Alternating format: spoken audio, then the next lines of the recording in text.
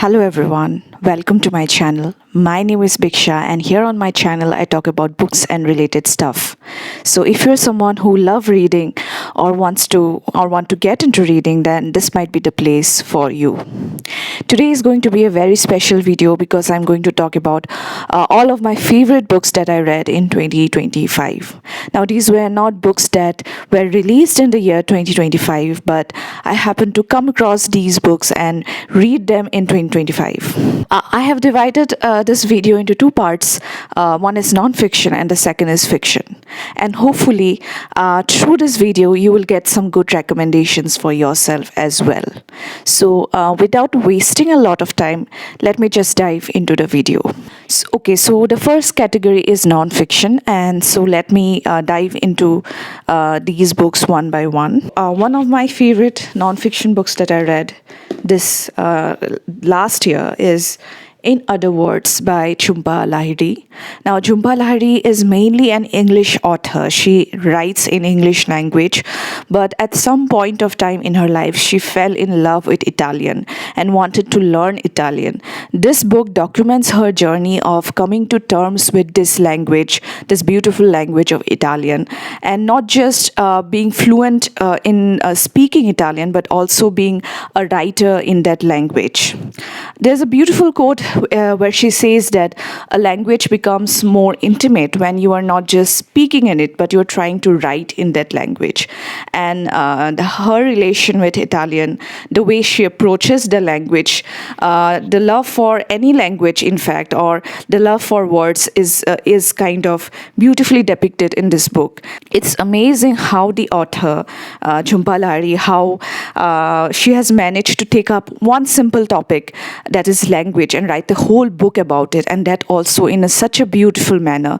And this one she actually wrote in Italian. She wrote it completely in Italian. It was translated to English by Anne Goldstein. Of course, Jhumpa Lahiri, she could have translated this book herself as well, since she writes, she herself is so good in English, but she chose not to, and this was instead translated by another author. And one special thing about this book is that on one side we have the Italian, and on the other side we have the English translation.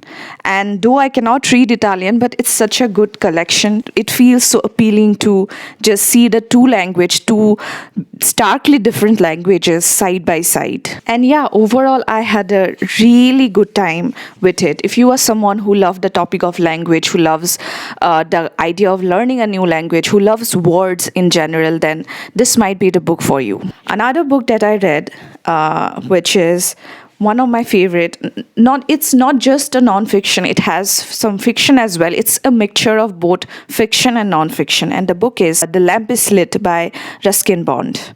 Ruskin Bond is one of my favorite authors, and the reason is that he writes so simply yet so beautifully. It's both simple and deep and beautiful, and the way he can take up simple concepts, simple things, like he can talk about a flower or a tree or an animal, and he can make it so beautiful. This is another of his very precious collections, where there is a collection of both of his essays and fiction, and I loved all of these stories and essays in here. One of my favorite essays is the last one, which is actually called The Lamp is Lit, after which this book has been named.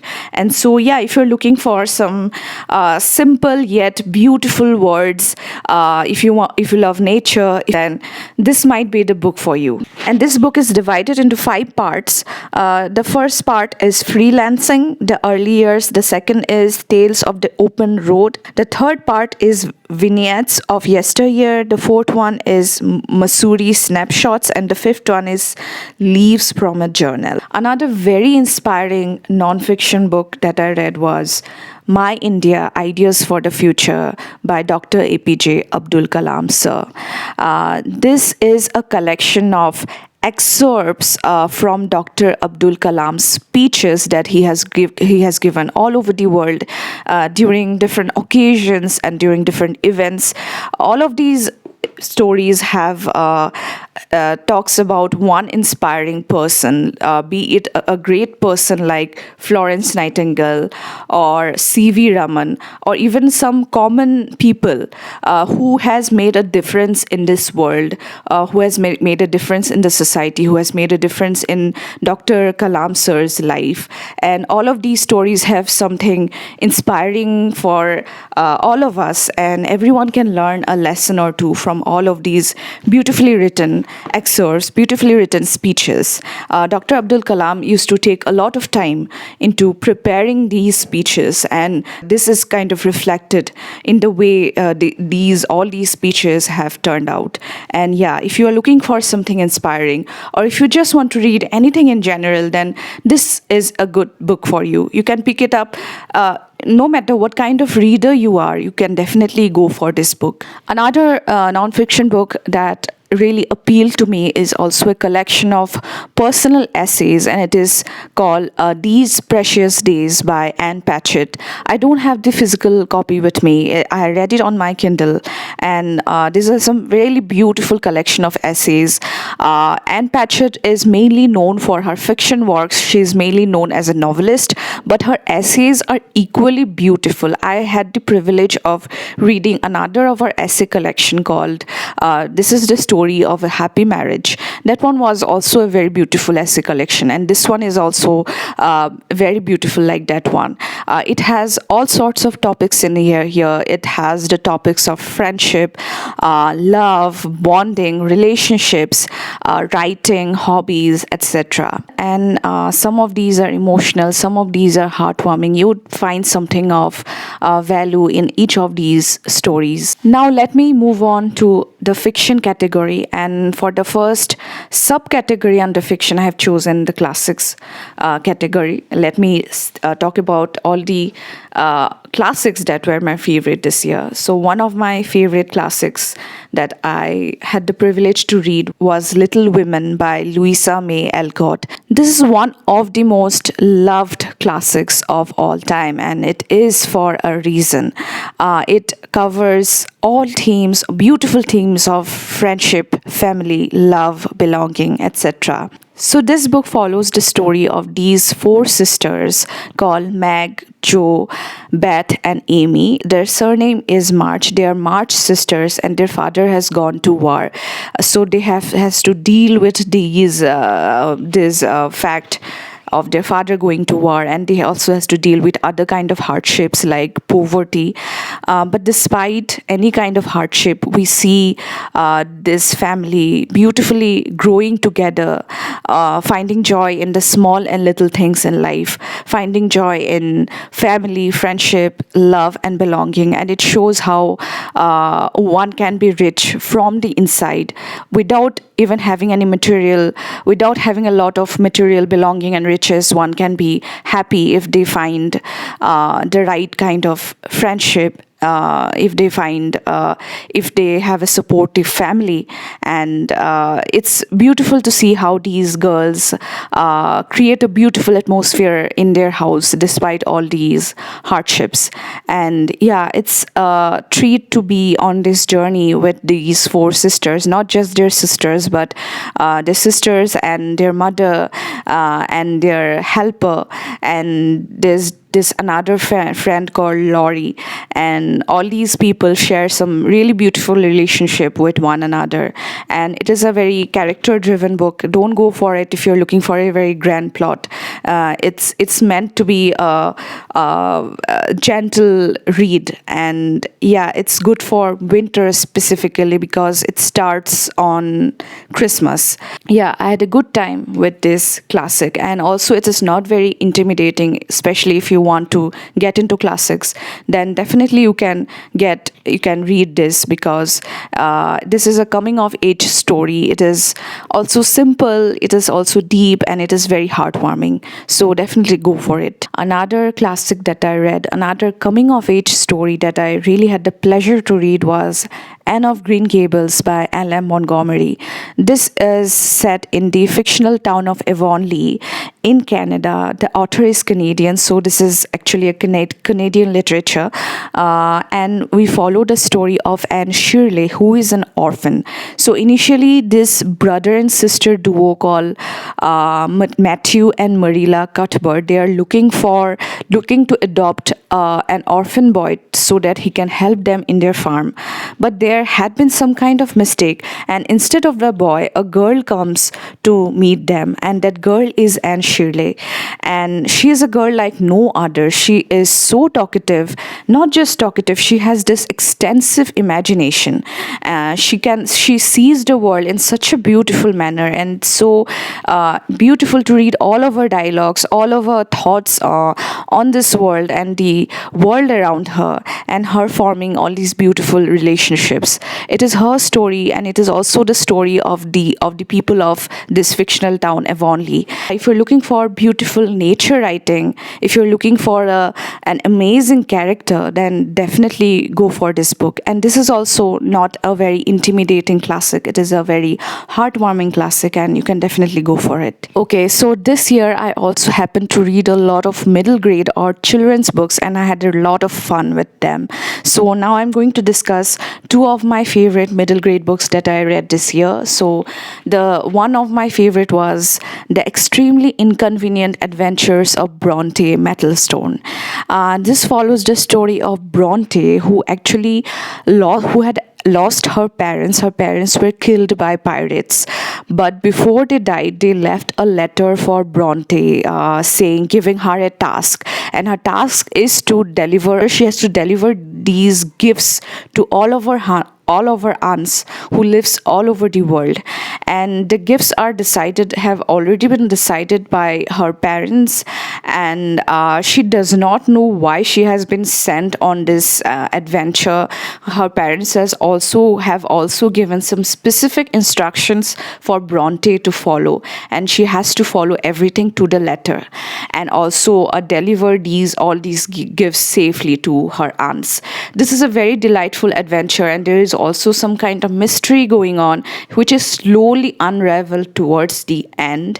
And also all of the characters were really good. All of her aunts were really amazing people, and each of them had their own distinct personality. In fact, Bronte's personality itself is so charming, and she's very sarcastic. The whole book was written in first person, and it was very fun to get into Bronte's head and watch her comment on all the things around her. Another middle grade book, which was a favorite, it was actually a reread for me, and it is A Pinch of Magic by Michelle Harrison. I read this book first, I think, in 2021, and this is actually a collection of 4 books in a series, and I wanted to continue the series, but I have forgotten a bit of the story from this first book. So I got back into reading, and what a delightful experience it was. It was again a lot of fun to read this book all over again. So this is the story of these 3 sisters called Betty, Fliss, and Charlie, and they live in this inn with their grandmother. Their grandmother and the 3 girls, they run this inn, and they live on this island called the Crowstone Island. But they cannot leave this island. They cannot go beyond this island, because if they do so, they are going to die, because all of these 3 sisters, their whole family is cursed. If one of them leaves the island, they are going to die. So our main character, Betty, the middle sister, she is very curious to know the origin of this curse. She's trying to find if there is any way to break this curse. So we follow the story of these 3 sisters as they try to break the curse, and they get into all of these dangerous situations. And also there is a parallel story running, a past story that is running in the background. We also see how the present ties with the past. And overall, I had so much fun with this book. If you want a really good children's story to keep you up at night, then this is definitely a book you should go for. I also read the second book in the series. It was also a fun read, but the first one is my favorite till now, and I have yet to complete the last 2 books in the series. Another fiction book that captured my heart in 2025 is a piece of Japanese literature, and it is called What You Are Looking For Isn't a Library. It's written by Michiko Aoyama and it's translated by Alison Watts. This is a collection of 5 stories of these 5 main characters who are somehow lost in their life. They are searching for something. Their lives are in a mess right now, and it's about how they find a new direction in life, how they stand back on their feet, how they learn to love life and themselves all over again. And a library, a particular library, and a librarian, and the librarian of the library has a particular role to play in all of these 5 characters' lives. All these are separate stories, but there are some common elements in here. That is, all of these stories are interlinked to one another in some way or the other. The characters from a previous story might appear in the next story as well as a as a cameo. And yeah, I love how a library and books have such a important and beautiful role to play in the lives of all these characters. I love how the book is written. There are so many beautiful, thought-provoking words in here, and it was such a cozy and healing piece of fiction, and it really, really moved me a lot. I have a dedicated reading vlog for this particular book. If you are interested, you can check that out.